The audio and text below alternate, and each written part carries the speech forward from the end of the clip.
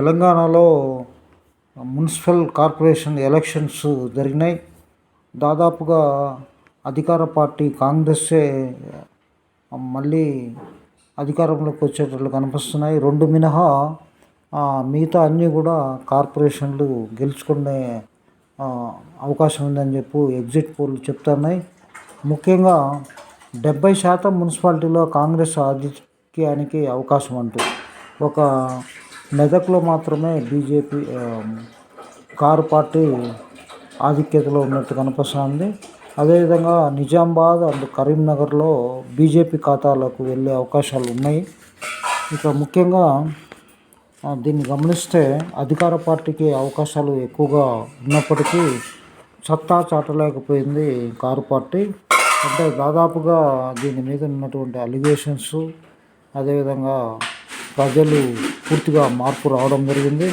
అదేవిధంగా 3 కార్పొరేషన్ చేశారు మహానగరం. ఇక 3 కార్పొరేషన్ జిహెచ్ఎంసి, సైరాబాద్, మల్కాజ్గిరి విభజిస్తూ సర్కార్ జీవోను కూడా జారీ చేసింది.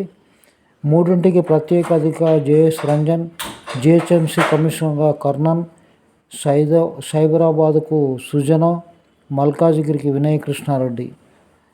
కోర్ అర్బన్ రీజనల్ వరకు వాటర్ బోర్డు 3 రీజన్ల యూనిట్లు, 12 జోన్లు కార్పొరేషన్ అనుకూలంగా పునర్వ్యవస్థీకరణను ఏర్పాటు చేయడం జరిగింది.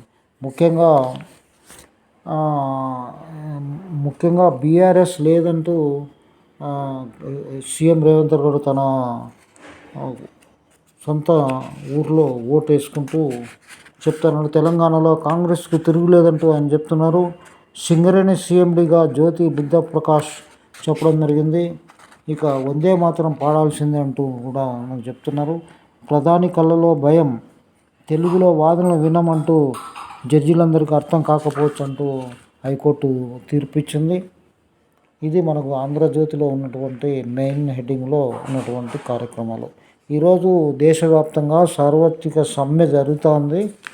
ఈ సమ్మె ప్రభావం ఏ విధంగా ఉంటుందో మనము చెప్పలేం. కొన్ని మినహాయింపు ఇచ్చినట్టు వార్తలు వింటున్నాం.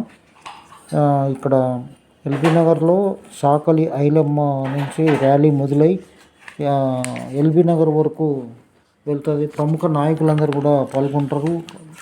ఏదైతే ఈ యొక్క అపోజిషన్ పార్టీలు ఉన్నాయో యూనియన్లకు సంబంధించిన బీజేపీ యూనియన్ గవర్నమెంట్ను ఈ యొక్క దాంట్లో అపోజిషన్ చేసే చట్టాలన్నీ కూడా బాగలేవని అని చెప్పి ఈరోజు ఒకరోజు సమ్మె జరుగుతుంది.